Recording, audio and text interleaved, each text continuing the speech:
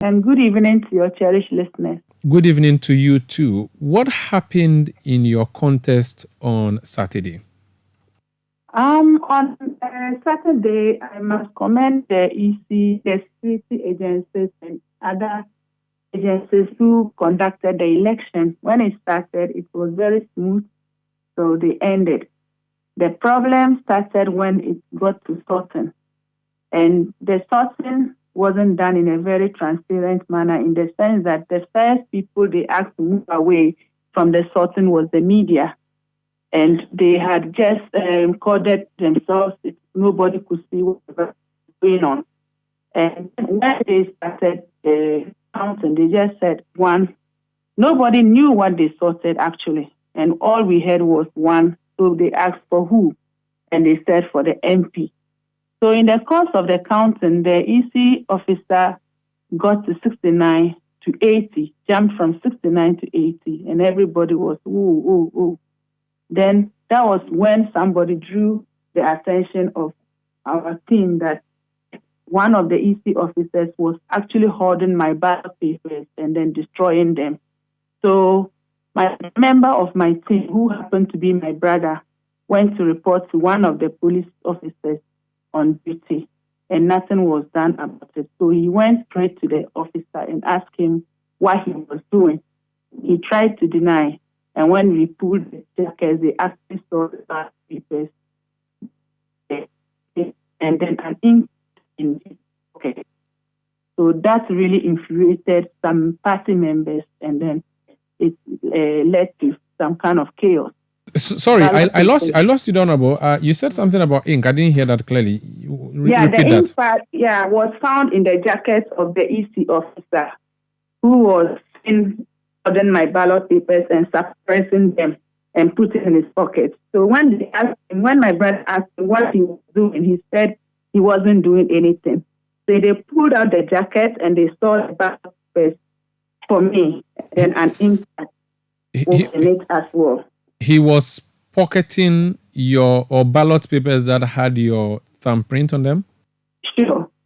Okay, so it's not as if he was soiling the ballots for you, but rather reducing your ballots by putting some in your pocket. Reducing my ballots, yes, and then squeezing some. There are videos to effect, so maybe later I can send those videos to you. So as he was holding my ballot, he was squeezing as well. So in effect, he was reducing my ballot papers for whatever reason, I don't know. And this was an electoral commission officer? You are certain that it was an EC officer? I'm told he's the regional storekeeper for the EC. Okay. And then one thing happened that was very strange. The northern region, the election was in 4 constituencies. In all those 4, the other 3 constituencies, the local EC conducted the election. In the case of Yendi, they brought people entirely different to do the election. For example, the divisional commander who superintended over the presidential election was rather asked to man the gates for the election center with his operations, and the regional police commander took over. The regional operations took over. And the EC officers who were doing whatever they were doing were not from Yendi when our municipal director was present. We also had 4 regional reps in Yendi, and ideally, that wasn't the case. We had the regional organizer, the regional treasurer, the regional research and elections officer. And later on, the regional chairman and our 3rd vice national chairman came to the grounds.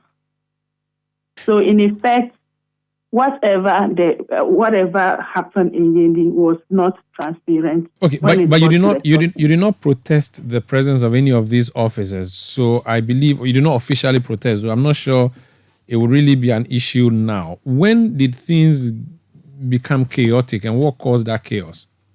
So that was what I was saying. When they saw one of the EC officers holding my ballot papers and destroying some of them to reduce my ballot.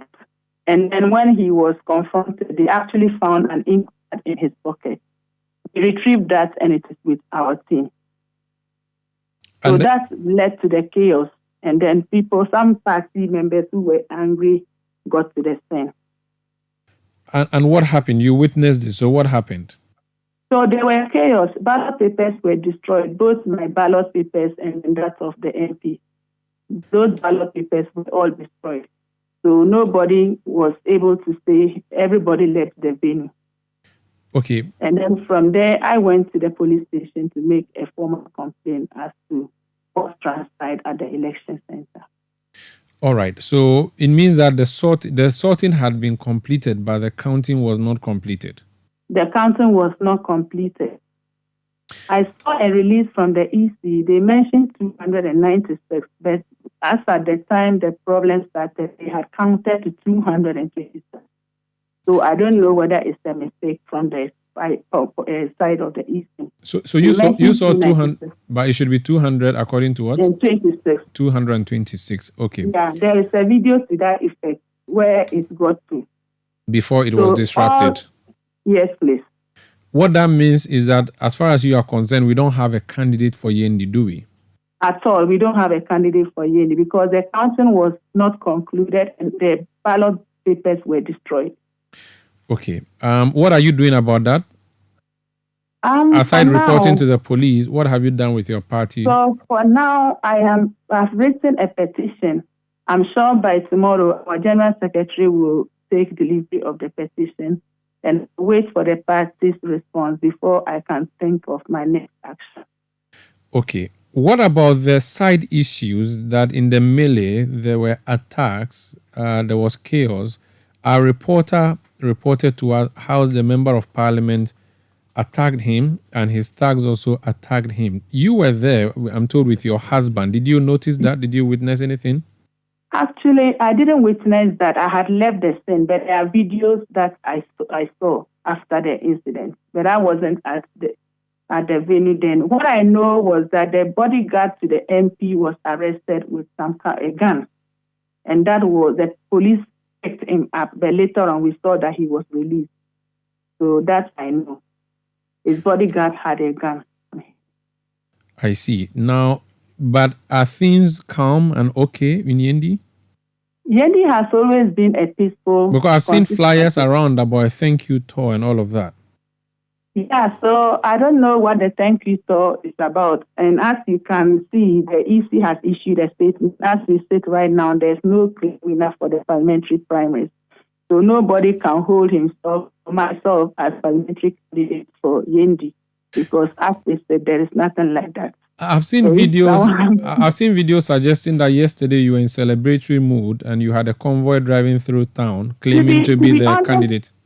To be honest with you, I was just going my normal way. A lot of the people know my car. Before I realized, a lot of the youth joined me. So it wasn't deliberate at all. I was doing my normal rounds in town. And before I realized, I was surprised. I was surprised how that happened because it wasn't like an arranged thing. I went to pay a courtesy call to the Yana. Before I got there, the place was crowded with youth. I came out, and then my next point, they were just following me around. But it wasn't something that I arranged. That tells you the love that I have for the constituency. Very well. Thank you for speaking to us. Thank you very much. That's Abibata Shani Muhammad Zakaria. She is the CEO of the Micro and Small Loan Center, Maslock, and also NPP Parliamentary aspirant for the END constituency.